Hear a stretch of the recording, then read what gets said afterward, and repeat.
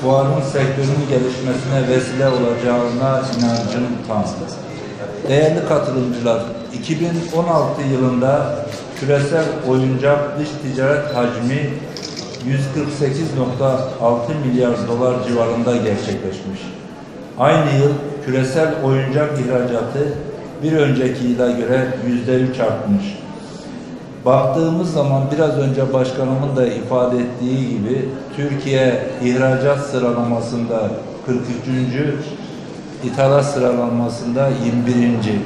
Dolayısıyla bizim bunu esasında tersine döndürmemiz lazım.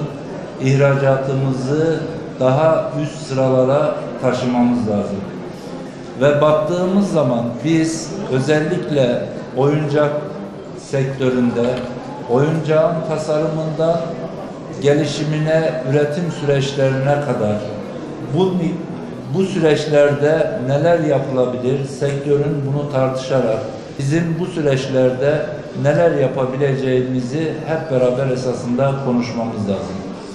İşte çok yakında Başbakanımız oyuncak sektörüne de bir müjdeyi verecek. Türkiye genç nüfusuyla Türkiye'nin ekonomik anlamda gelmiş olduğu nokta itibariyle oyuncak sektörü geleceği olan bir sektör. Dolayısıyla biz oyuncak sektöründeki aktörlerin yerli üretime ağırlık vermesi gerektiğini de her fırsatta ifade ediyoruz.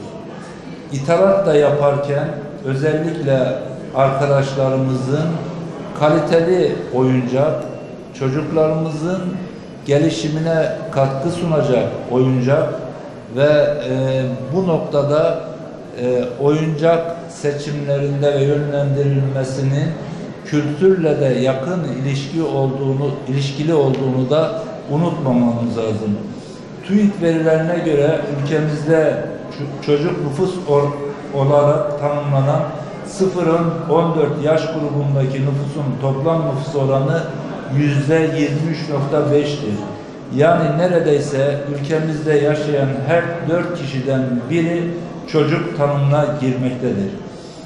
Ülkemizde oyuncak sanayi hem iş pazar hem de ihracat bağlamında biraz önce de ifade ettiğim gibi büyük bir potansiyele sahip.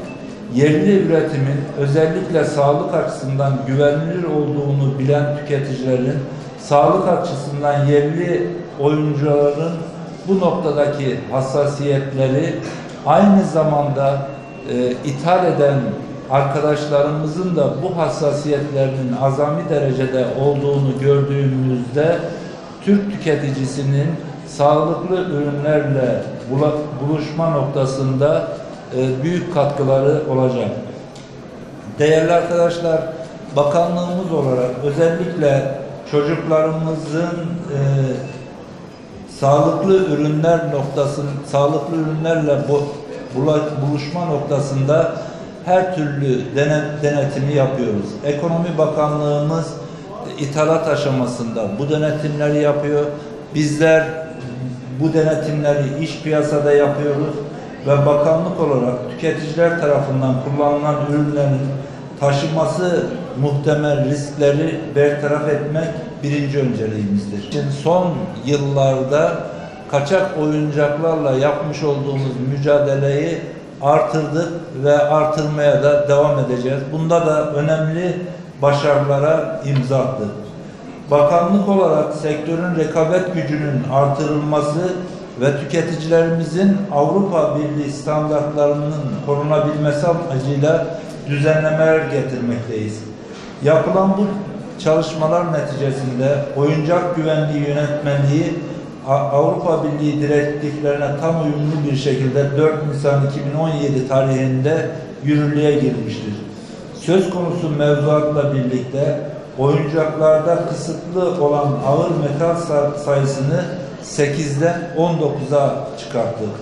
Ayrıca 55 alerjen korkunun oyuncaklarda kullanımına da kesinlikle izin vermiyoruz.